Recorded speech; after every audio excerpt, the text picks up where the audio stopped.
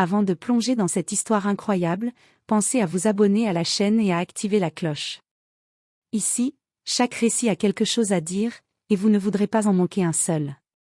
Le soleil de midi inondait les bureaux immaculés de Prestige Corp, reflétant sur les murs blancs et les vitres étincelantes. Les claviers cliquetaient, les téléphones sonnaient, mais dans l'air flottait une tension invisible. Marcus Johnson, récemment promu directeur général, traversait le couloir principal avec une assurance calme. Son costume parfaitement ajusté et son regard pénétrant imposaient le respect, mais certains employés ne pouvaient s'empêcher de ressentir une pointe d'envie, et d'autres choses, plus sombres. Parmi eux, Thomas Green, un employé depuis longtemps à l'entreprise, le regardait d'un mélange de colère et de mépris. Depuis des semaines, il ruminait sa frustration. Marcus, un homme noir charismatique et compétent, venait de prendre la place que Thomas convoitait depuis des années. Pour lui, cela était inconcevable. Comment un simple, pensa-t-il, mais il se retint, ne voulant pas se discréditer devant ses collègues. La tension monta lorsqu'une réunion d'équipe fut annoncée dans la salle principale. Marcus entra, souriant poliment à chacun, ignorant les regards froids de Thomas.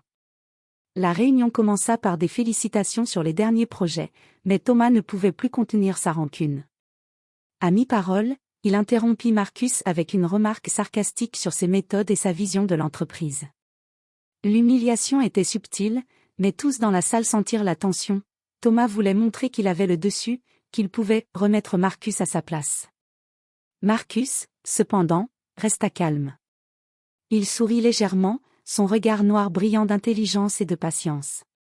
Il savait que répondre impulsivement serait une erreur. Pourtant, le silence de Marcus ne fit qu'enrager Thomas. Après la réunion, il contacta la sécurité et chercha un prétexte pour faire renvoyer Marcus, convaincu que son plan allait triompher. Quelques heures plus tard, Marcus fut contraint de quitter le bureau pour raisons administratives. Les employés chuchotaient derrière les portes vitrées. Thomas, triomphant, se sentait enfin puissant. Il ignorait que cette humiliation temporaire n'était que le début d'un retour de flamme qui allait bouleverser sa vie et révéler à tous la véritable force de Marcus. Thomas Green se tenait dans son bureau, un sourire satisfait sur le visage, tandis que la lumière du soleil filtrait à travers les stores. Son triomphe semblait total. Marcus Johnson, son patron qu'il méprisait depuis des mois, avait été temporairement écarté du bureau. Pour Thomas, c'était la preuve qu'il avait enfin pris le contrôle, que son racisme et sa jalousie avaient payé. Pourtant, une étrange tension flottait dans l'air. Ses collègues l'évitaient du regard ou murmuraient à voix basse. Même ceux qui l'avaient soutenu dans le passé semblaient mal à l'aise. Thomas, dans son arrogance, interprétait cela comme de la peur et de l'admiration silencieuse. Il se disait que bientôt, tout le monde reconnaîtrait sa supériorité. Il passa sa journée à parcourir les dossiers de Marcus, à modifier des plannings et à s'approprier certaines décisions, savourant chaque petit détail qui le faisait se sentir puissant. Mais à mesure que l'après-midi avançait, un sentiment d'inconfort s'insinua dans son esprit. Il se rendit compte que l'absence de Marcus avait créé un vide. Les décisions importantes étaient en suspens, certains clients commençaient à poser des questions, et le bureau semblait étrangement silencieux. À la pause café, il croisa Linda Carter, une collègue de longue date, qui lui lança un regard que Thomas interpréta d'abord comme un signe d'admiration. Mais son sourire était teinté d'inquiétude, et ses yeux trahissaient autre chose, un doute, une inquiétude sur la légitimité de la situation. Thomas fronça les sourcils. Il n'était pas habitué à être contesté, même silencieusement. Chez lui, ce soir-là, Thomas se sentit agité. Il avait imaginé une soirée de gloire et de satisfaction, mais tout ce qu'il ressentait était un mélange de nervosité et de doute.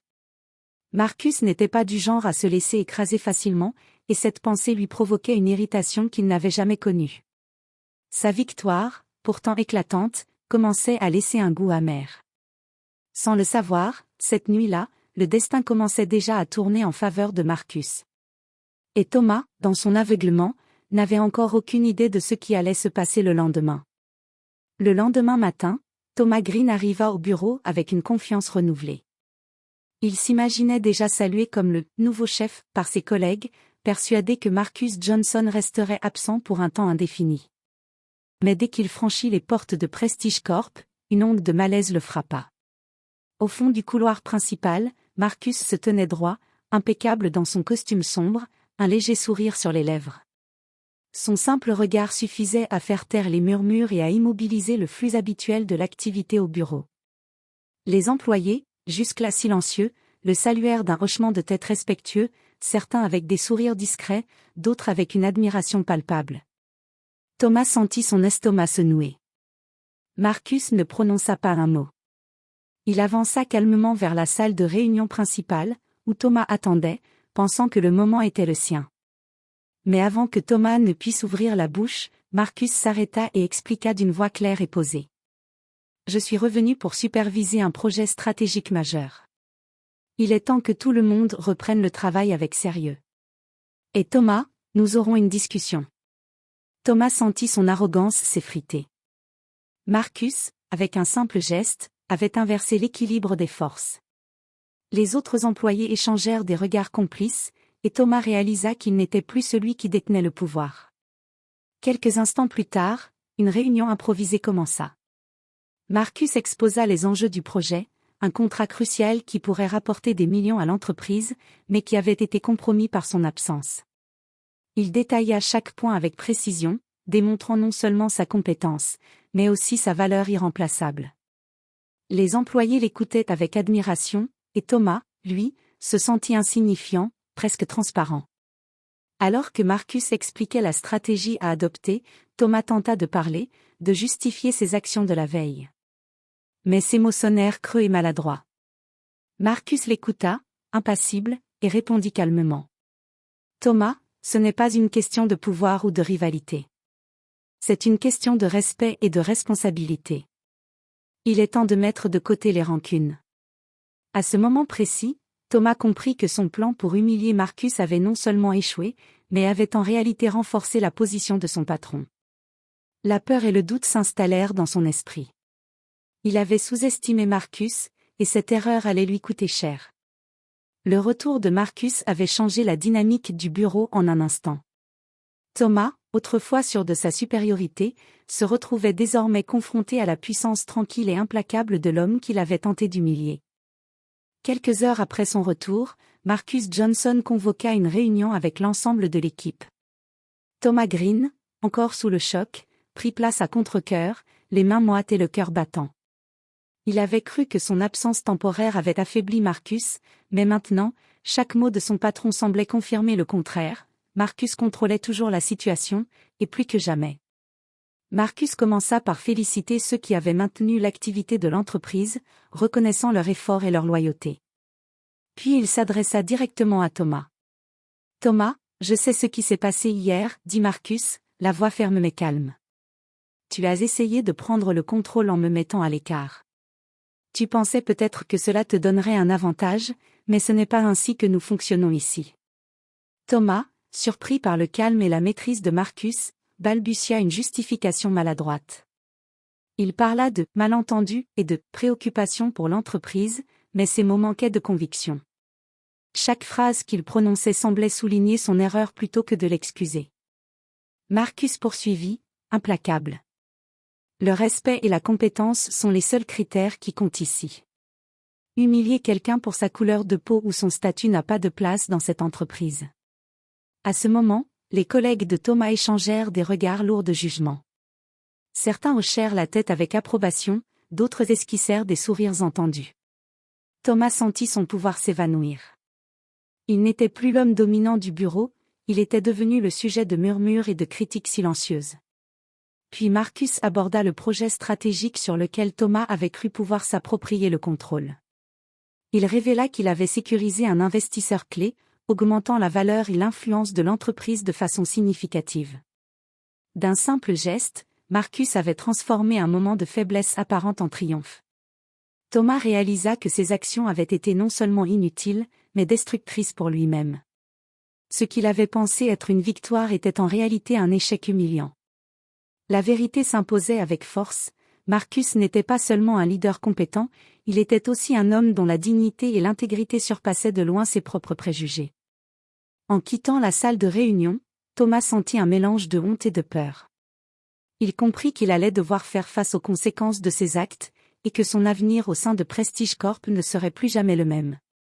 Marcus, quant à lui, continuait de marcher avec assurance, laissant derrière lui une leçon silencieuse mais implacable pour tous ceux qui avaient douté de lui. La journée avançait lentement, mais pour Thomas Green, chaque minute semblait interminable. Assis seul dans son bureau, il fixait son écran d'ordinateur sans vraiment voir les chiffres ou les emails. La victoire qu'il avait imaginée la veille n'était plus qu'un lointain souvenir, remplacé par un mélange de honte, de colère et de peur. Chaque geste de Marcus, chaque décision prise avec calme et efficacité, lui revenait en mémoire comme une gifle invisible. Thomas repensa à tous ses commentaires racistes, à ses murmures méprisants, à cette arrogance qui l'avait poussé à humilier Marcus publiquement. Il se rendit compte qu'il avait non seulement tenté d'écraser un homme compétent, mais qu'il avait aussi trahi la confiance de ses collègues. Ses mains tremblaient légèrement lorsqu'il relut les emails de Marcus, chaque mot mesuré et précis, chaque phrase démontrant une maîtrise et une compétence que Thomas ne possédait pas. Marcus avait retourné la situation en quelques heures, et Thomas avait été réduit à un simple observateur de sa propre défaite. Même ses collègues, qui avaient gardé un silence prudent la veille, semblaient maintenant l'éviter ou le regarder avec un mélange de pitié et de méfiance.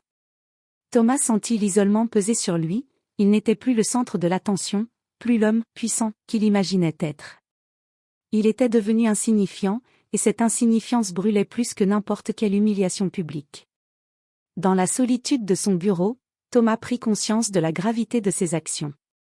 Il avait laissé son racisme et son arrogance dicter ses décisions, croyant naïvement que la force brute et l'humiliation pouvaient le propulser au sommet. Mais la réalité venait de lui montrer le contraire, le respect, la compétence et l'intégrité surpassent toujours la haine et la jalousie. Alors qu'il observait Marcus marcher dans le couloir, accueillant les employés avec confiance et charisme, Thomas sentit un poids immense dans sa poitrine. Il savait que ses erreurs ne pouvaient pas être effacées par des excuses rapides. Il allait devoir affronter les conséquences, peut-être, apprendre à changer. Ce jour-là, Thomas Green comprit pour la première fois ce que signifiait vraiment le mot regret. Et il savait, au plus profond de lui, que son futur dépendrait de sa capacité à accepter cette leçon et à se racheter, si cela était encore possible. Le lendemain matin, Thomas Green se présenta au bureau avec un mélange de nervosité et d'appréhension. Chaque pas vers le bâtiment semblait alourdi par la conscience de ses erreurs passées. Les collègues, silencieux mais attentifs, le regardaient avec curiosité et jugement. Il savait que les actions de la veille ne pouvaient pas être effacées par un simple sourire ou un mot poli. Marcus Johnson, comme à son habitude, l'accueillit avec calme et dignité. Il ne montra ni rancune ni arrogance, mais son regard sérieux fit comprendre à Thomas que le temps des excuses superficielles était révolu. « Thomas, dit Marcus, d'une voix ferme mais posée, je sais ce qui s'est passé. Nous avons tous des moments où nous laissons nos émotions prendre le dessus. Mais ce que nous faisons après ces moments définit qui nous sommes vraiment. » Thomas, le cœur battant, baissa les yeux. Il murmura. Je regrette profondément mes actions.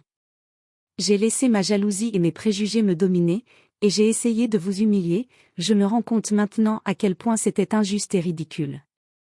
Marcus fit un léger sourire, tendant la main. Tout le monde mérite une seconde chance, Thomas. Ce que tu fais à partir de maintenant est ce qui compte.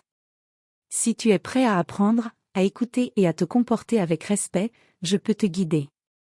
Thomas sentit une émotion intense monter en lui, honte, soulagement et gratitude mêlés. Il accepta la main de Marcus avec sincérité. Ce geste simple marqua un tournant dans sa vie professionnelle et personnelle. Dans les semaines qui suivirent, Thomas participa à des formations sur la diversité et le leadership, apprit à reconnaître ses préjugés et à travailler avec respect et humilité. Ses relations avec ses collègues s'améliorèrent progressivement, et il commença à comprendre la vraie signification de la compétence et de l'intégrité. Marcus, de son côté, continua de diriger Prestige Corp avec succès et sérénité, démontrant que la dignité, le respect et le courage surpassent toujours la haine et la jalousie. Thomas, transformé par cette expérience, comprit que la véritable force ne réside pas dans l'humiliation des autres, mais dans la capacité à reconnaître ses erreurs et à changer. Ce jour-là, Thomas Green devint un homme différent. Plus humble, plus attentif, et surtout conscient que chaque acte, chaque mot, avait un poids. Et il sut que, grâce à Marcus, il avait appris l'une des leçons les plus importantes de sa vie: la rédemption est possible, mais elle commence toujours par l'honnêteté envers soi-même.